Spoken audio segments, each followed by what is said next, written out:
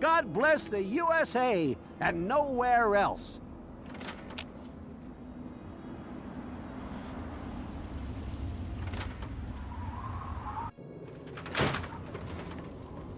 How's the field research going?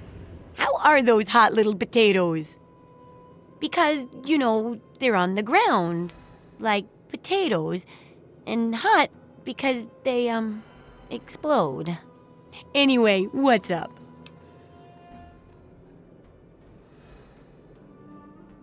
My very own landmine! Oh, just what I've always wanted.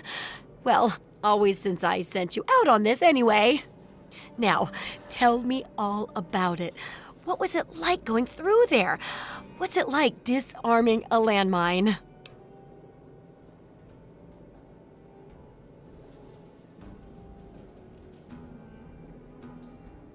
Lots of places are nowadays. Good work staying alive in tough conditions. It'll be a great example for the book. I know you may not want to see any more explosives for a while, but obviously you know your way around them. Have a couple rainy day toys of mine. And looking at this landmine, it gives me an idea. It's a terrible device that does terrible things, of course.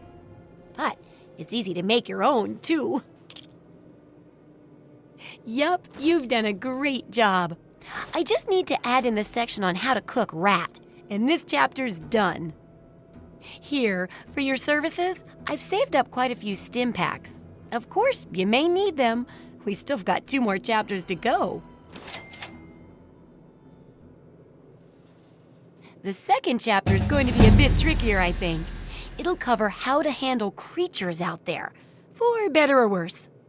For example, repelling mole rats, learning about mirelurks, and when all else fails, how to handle being injured. So let's buckle down and get to work on this chapter. What's first?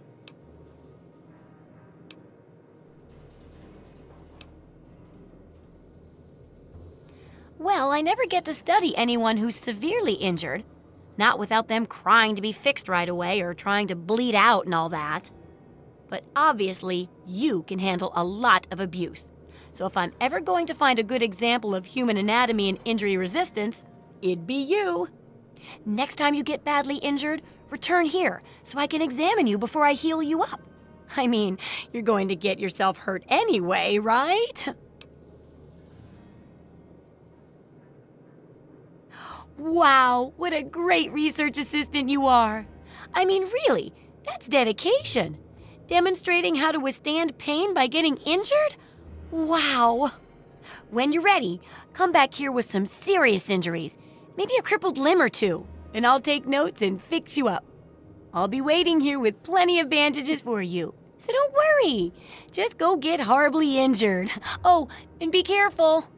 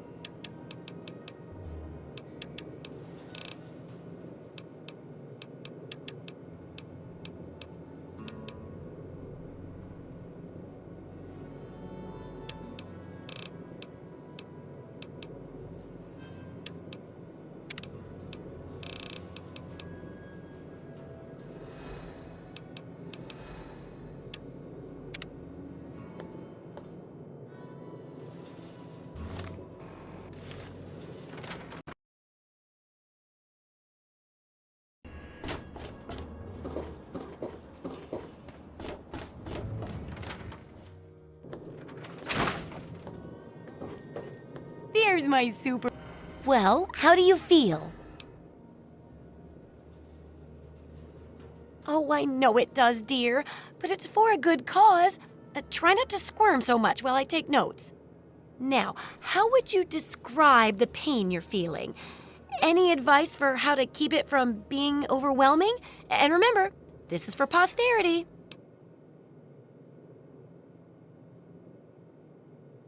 Ah, yes, that makes a lot of sense. And it does help when you're sewing up wounds and setting bones, too. That seems like it'd be tough to do alone. Luckily, I'm here to patch you up. Now hold still and quit fidgeting. Ugh! How can you be walking around like this? Okay, I even stitched a little smiley face in you to keep up your spirits. It's kinda hard to see from your side, though. Here, take this environment suit of mine. It will help with medical tasks, and it should help prevent the effects of exposure, too.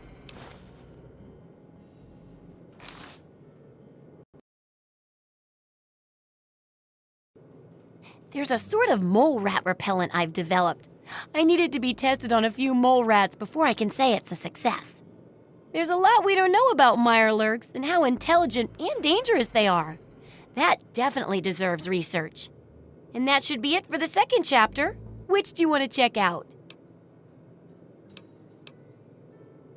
Mole rats can burrow into almost anything and cause a lot of trouble.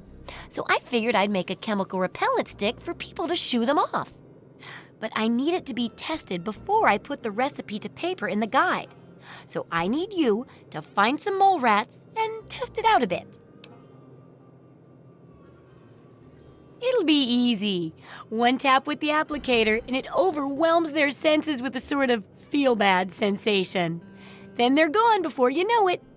You could test it out on just a few mole ratties, but for real testing, try it on 10 or more.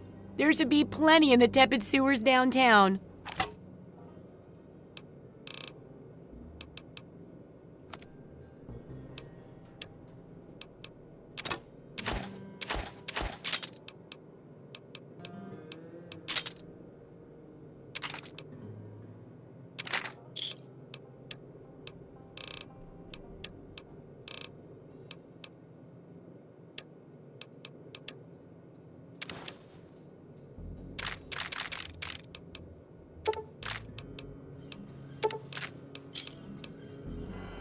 Good hunting!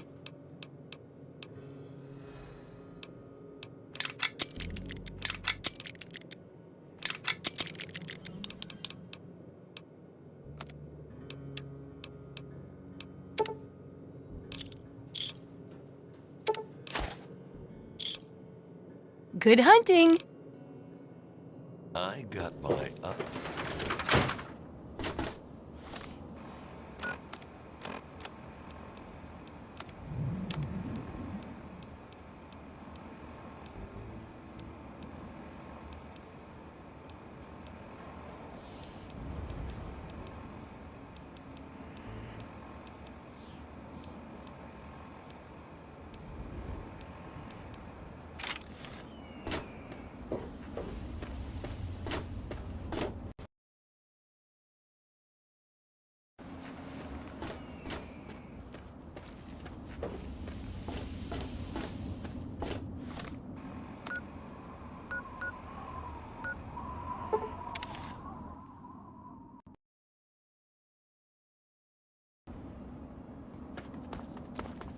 Those monsters, they're gonna get me.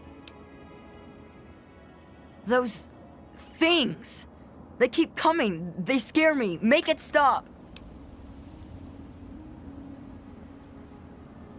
You look stronger than all the other grown-ups. Can you protect me? Those big things, they're all over Greyditch, and they killed everyone. Please, mister, please find my papa. It used to be kinda nice. No one bothered us there. I guess because we were so close to DC. There were 7 of us living there in tall, old brick houses. I think I'm the last one left. Those things took everyone else. Nah, people don't like to stay long in Greyditch. The DC ruins aren't a great place to make a home, you know. In fact, Papa was talking about moving on soon. We've been here for maybe a year. Besides me and my papa, there was Doc Lesko, who stayed with us, and Will Brandis, and his mama and papa, too. I guess they're all gone now.